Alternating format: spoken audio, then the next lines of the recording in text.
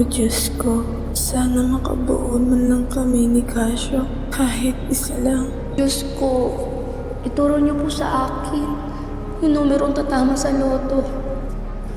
Lord, sana makuha ko sa PBA.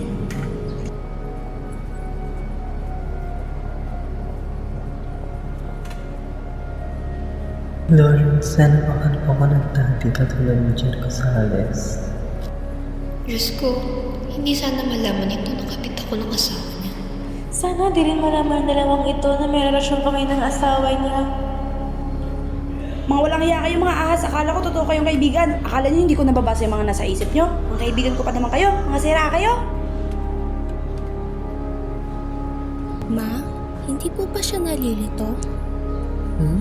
Sino? Ang Diyos po. Saan malilito?